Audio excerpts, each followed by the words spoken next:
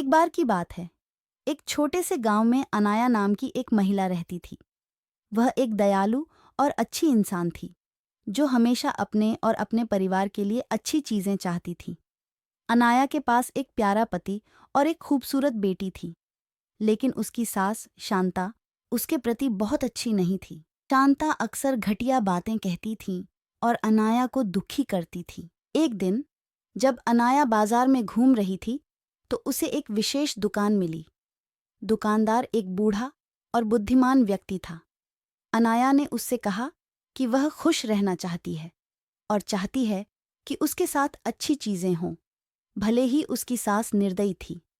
दुकानदार मुस्कुराया और उसे एक अनोखी साड़ी दिखाई। उन्होंने कहा कि यह जादुई साड़ी है और यह उसके जीवन में सौभाग्य और खुशियां लाएगा। अनाया ने जादुई साड़ी खरीदने का फैसला किया और तुरंत उसे पहन लिया। जब अनाया ने जादुई साड़ी पहनना शुरू किया, तो चमत्कार हो गया। उसकी सास अनाया के साथ बुरा बर्ताव करने की बजाय उसके साथ प्यार और सम्मान से पेश आने लगी।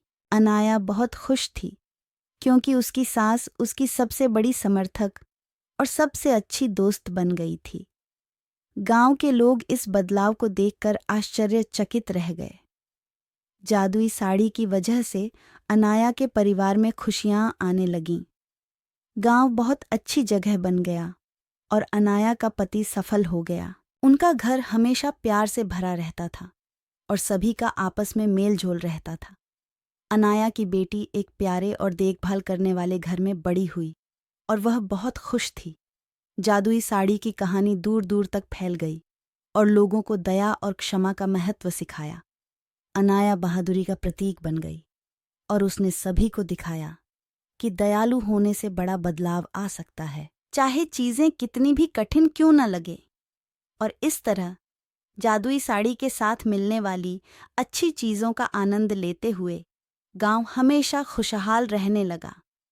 साड़ी ने न केवल अनाया की जिंदगी बदली, बल्कि एक महत्वपूर्ण सबक भी सिखाया कि प्यार और क्षमा मुश्किल समय में भी खुशी और चमत्कार ला सकती है। दूसरों के प्रति दयालु होने से हम उनके और हमारे जीवन में भी खुशियां ला सकते हैं।